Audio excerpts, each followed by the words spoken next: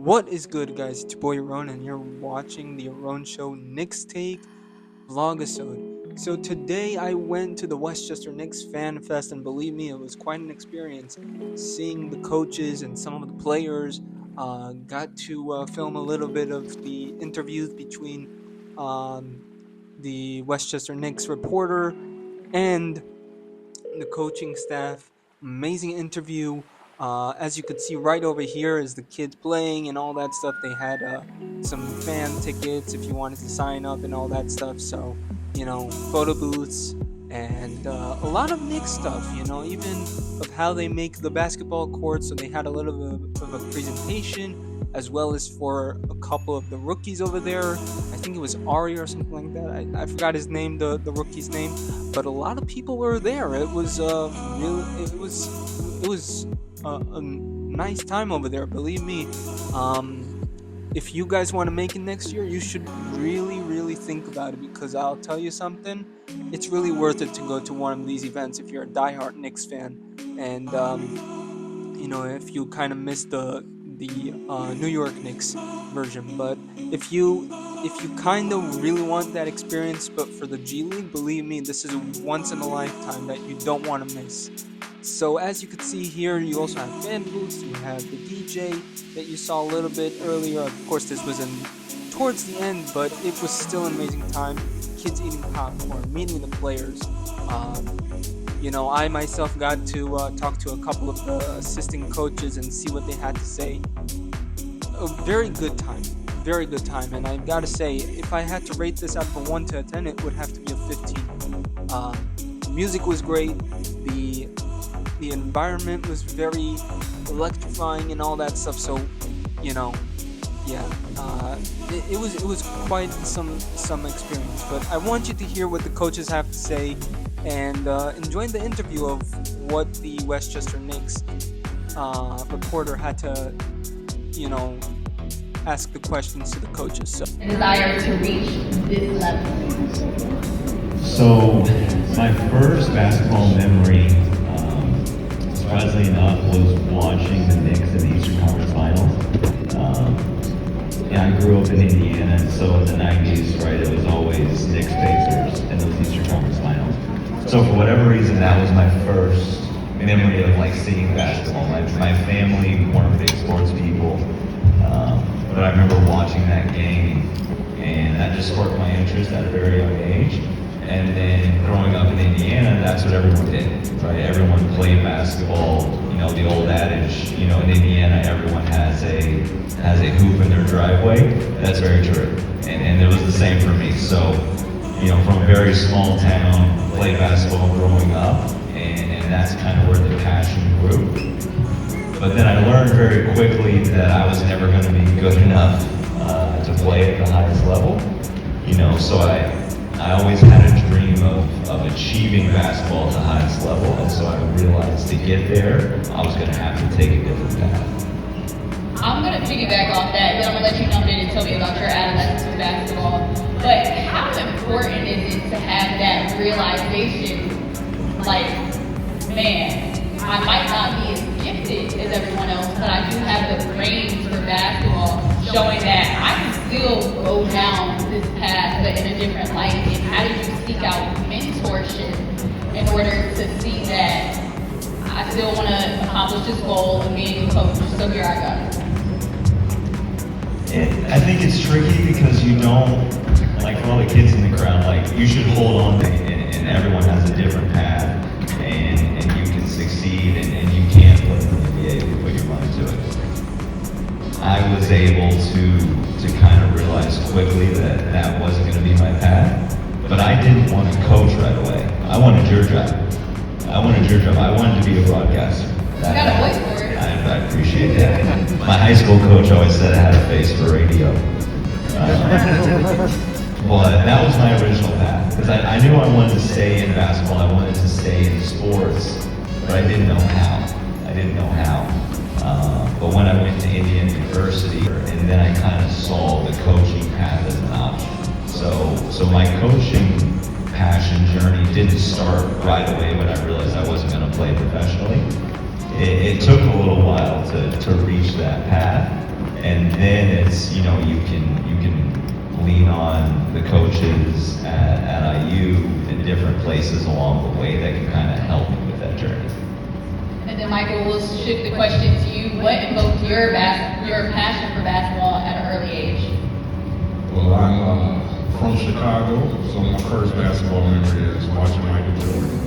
Sitting an inch away from the TV, watching what I thought was a superhero, like fly through the air and then trying to like copy his moves, shoot on the garbage can. But just holding on to that joy has been like my goal, my desire now as I get into coaching. Just to always hold on to the feeling I felt watching the game as a kid.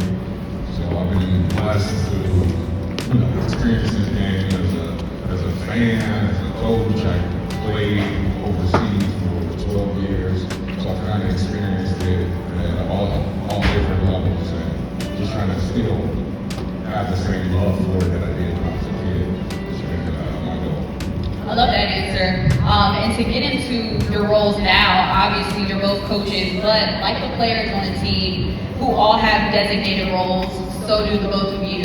So describe your roles and day-to-day responsibility and your positions, and we'll start with Michael. Well, the good thing about the team is that we all have a hand in all the decisions made, whether it's rosters, whether it's game plan, whatever. You just get to try so many different things to figure out what you want to do ultimately at the end as you continue to pursue your career. I go pride myself on being a defensive-minded coach, just taking the challenge of trying to figure out how you stop the other team, how to stop the best player. Guys are so talented at this level and the next level. It's impossible to stop them. You just want to try to make it as difficult as you can for them every day and encourage the teammates, encourage your team to play for one another on both ends of the court. But I pride myself on defense, and this is the offensive genius for me. Definitely not an offensive genius, but that's the side of the ball that I focus on. Coach Ghana kind of allows us to separate kind of the responsibilities.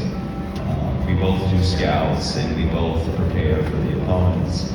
But when we break down post-game film and stuff like that, Mike will take the defense, build that edit, and then I'll take the offense. And then that's kind of how we structure the meetings as well. For both of you, do you have a favorite game that you can recall where you're like, hey, I did that with the scout?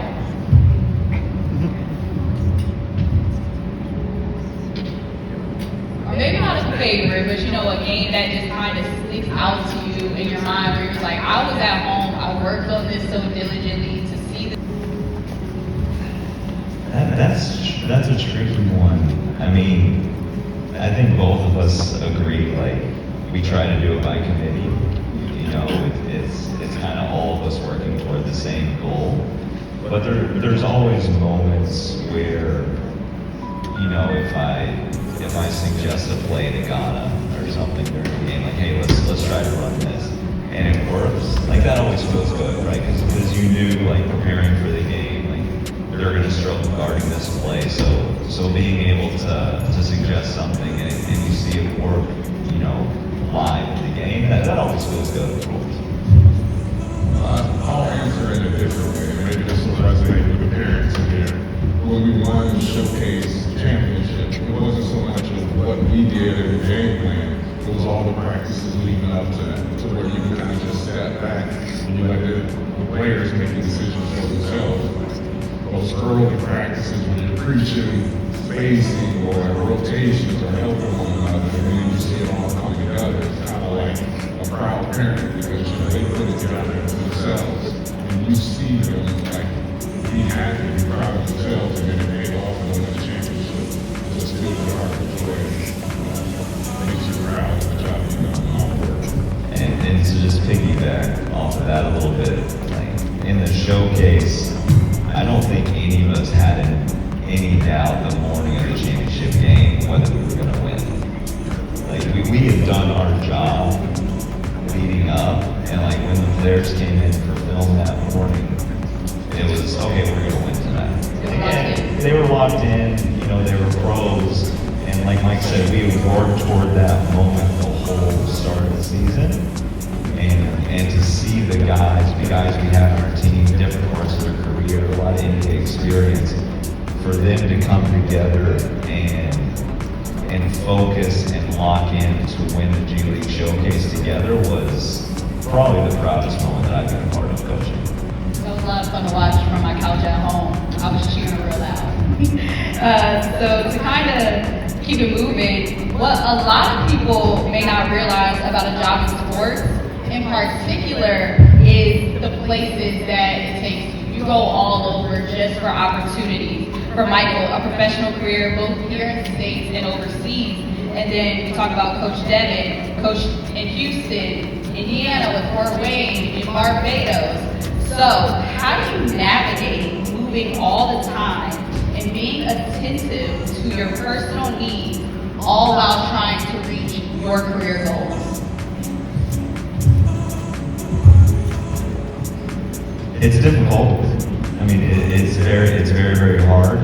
You certainly have to have a partner that is very supportive and loving and understands kind of what they signed up for. And luckily my wife has been the most supportive person that I have in my life.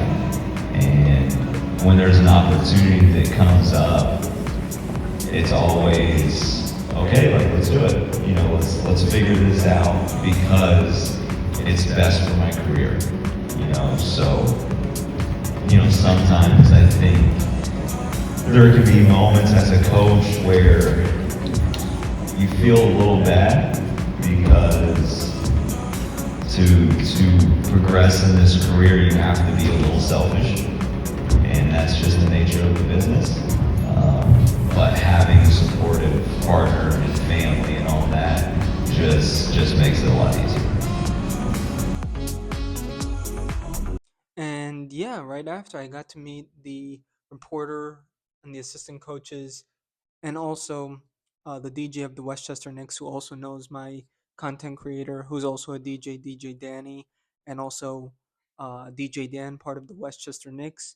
So yeah, it was kind of cool. Also got to meet the a couple of the rookies of the New York Knicks,